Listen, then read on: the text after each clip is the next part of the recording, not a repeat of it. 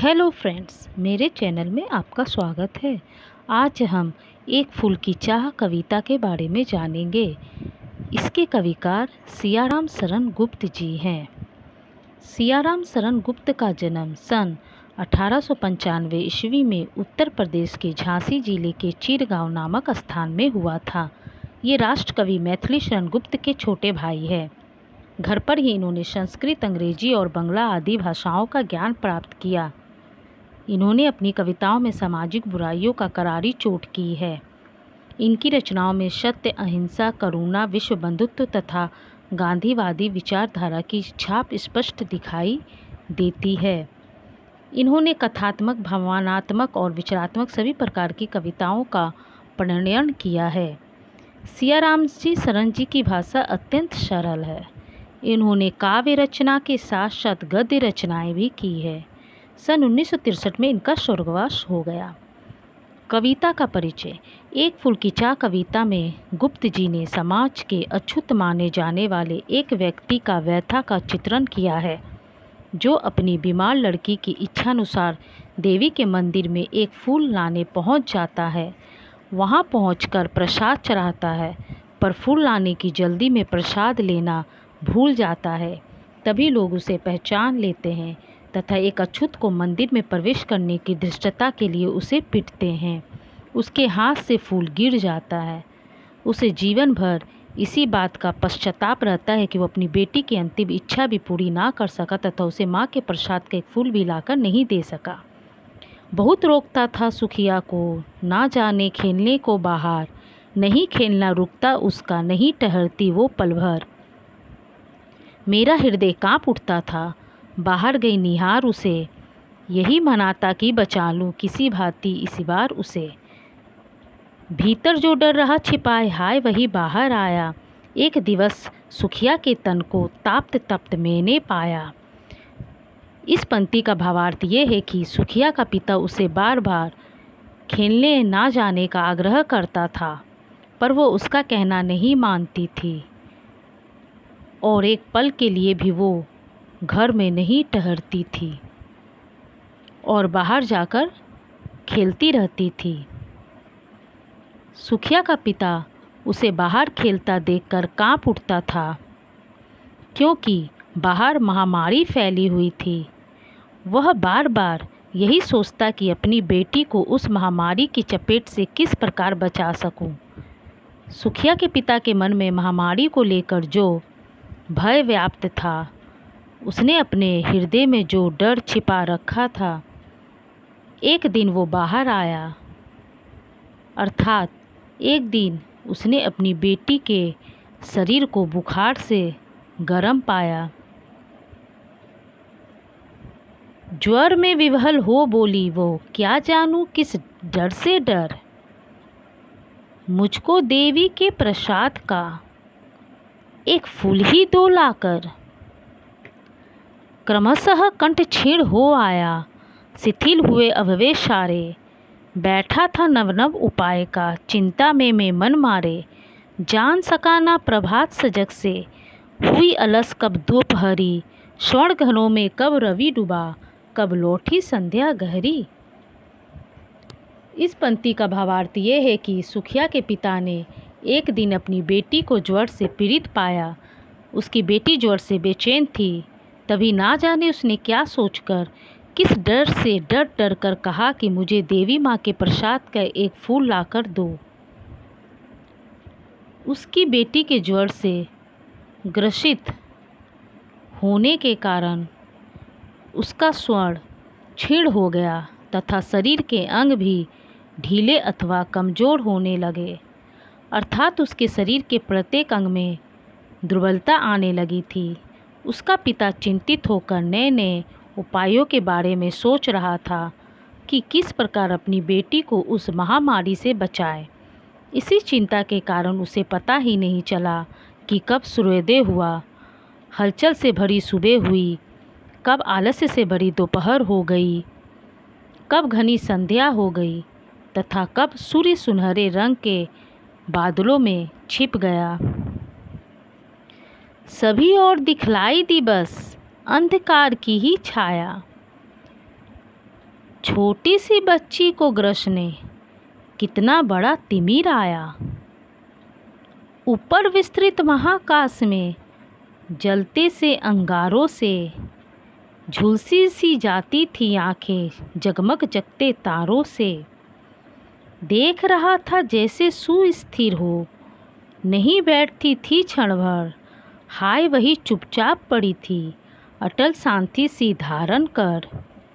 प्रस्तुत पंक्ति में सियाराम शरण गुप्त जी का कथन है कि सुखिया ज्वर से पीड़ित थी, इसलिए उसके पिता को चारों ओर अंधेरा ही अंधेरा दिखाई दिया, अर्थात उसे चारों ओर निराशा, पीड़ा एवं चिंता दिखाई दी। वह यही सोचने लगा कि मेरी छोटी सी बिटिया को जकड़ने अथवा अपना ग्रास बनाने कितना बड़ा अंधकार आ गया। उसकी बेटी की आंखें उसी प्रकार जल रही थी जैसे आकाश में तारे। जो बिटिया घर में एक क्षण के लिए भी चुपचाप न बैठती थी, वही आज ज्वर से पीड़ित होने के कारण एक अटल शांति सी धारण कर चुपचाप पड़ी है।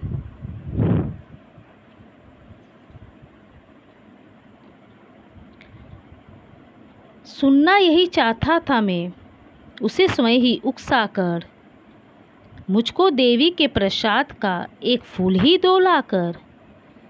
ऊंचे से शिखर के ऊपर मंदिर था विस्तृत विशाल, स्वर्ण कलश सरसिज विहसते थे पाकर समुदित रवि कर जाल। दीप धूल से आच्छादित था मंदिर का आंगन सारा, गूंज रही थी भीतर बाहर मुखरित उत्सव की धारा। प्रस्तुत पंक्ति का भावार्थ ये है कि सुखिया ने अपने पिता से देवी माँ के प्रसाद का एक फूल लाने की विनती की थी। उसका पिता उसे उकसाकर उससे पुनः वही विनती सुनना चाहता था कि मुझे देवी माँ के प्रसाद का एक फूल लाकर दो। मंदिर बहुत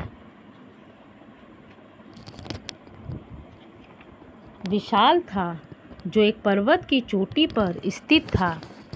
उसके शिखर पर कलश के आकार के कंगूरे थे जिन पर सूर्य की किरणें पड़ती थी।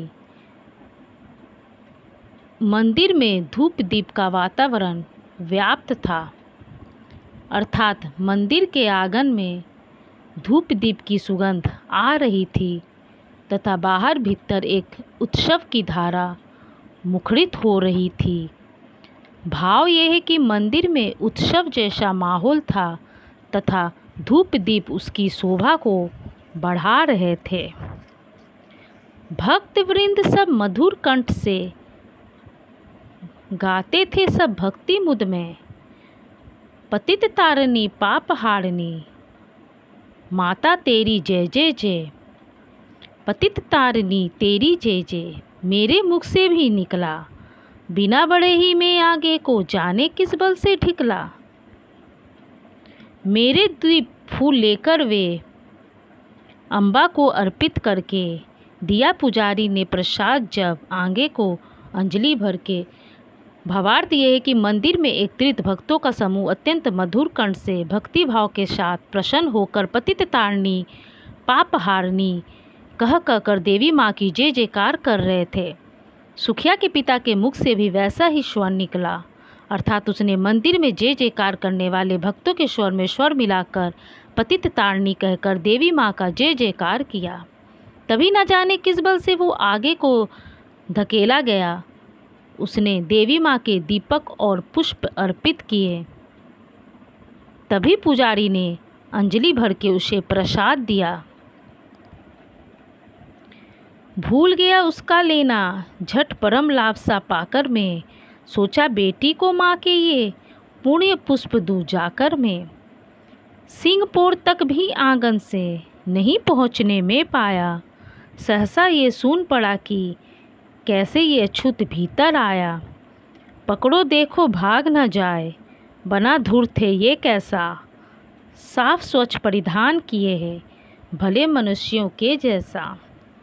प्रस्तुत पंक्ति में कवि कहते हैं कि सुखिया का पिता अपनी बेटी के लिए देवी माँ के प्रसाद का एक फूल लाने मंदिर में पहुँच गया। जब पुजारी ने उसे प्रसाद दिया तो वो उसे परम लाभ सा पाकर उसे एक बार तो लेना भूल ही गया। उसने सोचा कि मैं जल्दी से जल्दी अपनी बेटी को देवी माँ के प्रसाद का पुष्प जाकर दूं।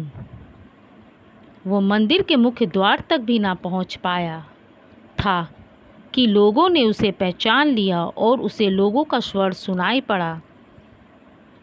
ये अछूत मंदिर में कैसे आ गया है? इसे पकड़ो, कहीं ये धूर्त भाग ना जाए। देखो देखो, ये भले मानुषों की तरह स्वच्छ वस्त्र पहने हुए हैं। भाव ये है कि उन दिनों में कुछ जातियों को मंदिर में प्रवेश करने की अनुमति नहीं थी, जिन्हें अत्यंत निम्न श्रेणी का माना जाता था तथा उनमें जन्म लेने वाले व्यक्तियों को अछूत कहकर तिरस्कृत एवं अपमानित किया जाता था। पापी ने मंदिर में घुसकर किया अनर्थ बड़ा भारी, कलुषित कर दी है मंदिर की चिरकालिक सुचिता सारी। क्या मेरा कलुष बड़ा है देवी की गरिमा से भी? किसी बात में मैं हूँ मैं आगे माता की महिमा के भी। माँ के भक्त हुए तुम कैसे करके ये विचार खोटा, माँ के सम्मुख ही माँ का तुम गौरव करते हो छोटा। प्रस्तुत पंक्ति में कवि कहते हैं कि सुखिया का पिता मंदिर के मुख्य द्वार तक भी ना पहुँचने पाया था कि वहाँ लोगों द्वारा पहचान लिया गया। लोगों को आश्चर्य हुआ कि ये अछूत मंदिर में कैसे आ गया। इस पापी ने मंदिर में प्रवेश करके बहुत अनुचित कार्य किया है तथा मंदिर की प्राचीन काल से चली आ रही पवित्रता को दूषित तथा अपवित्र कर दिया। सुखिया के पिता ने मंदिर में उपस्थित भक्तों के मुख से ऐसी बात सुनी तो उसने पूछा कि क्या मेरा दोष देवी माँ की गरिमा से भी बड़ा है? क्या मैं किसी बात में देवी माँ की महिमा से भी बड़ा हूँ? सुखिया का पिता बोला, ऐसा खोटा विचार करके तुम माँ के भक्त कैसे हुए? अर्थात जिन लोगों के हृदय में इस प्रकार के ओछे विचार आ जाएं, वे देवी माँ के भक्त कहलाने के अधिकारी नहीं हैं। ऐसी बातें करके तो तुम देवी माँ के सामने ही उसके गौरव को छोटा कर रहे हो।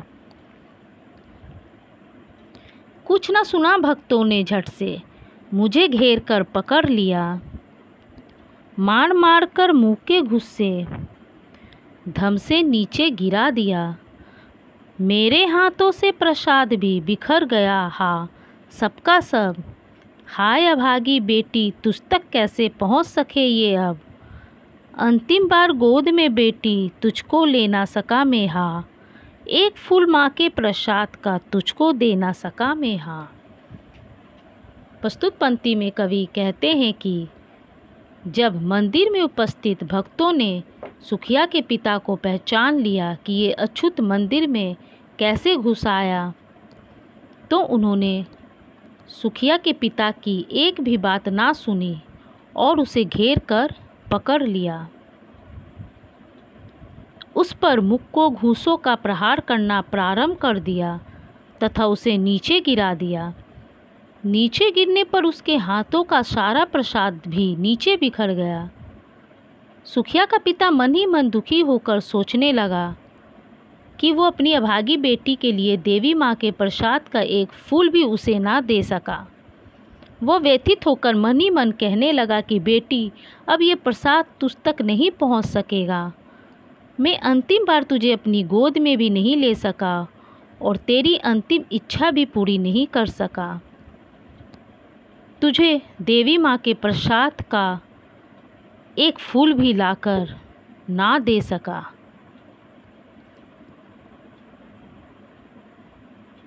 अगर आपको मेरी ये वीडियो अच्छी लगी हो तो प्लीज़ इसे ज़रूर लाइक करके सब्सक्राइब और शेयर करिएगा।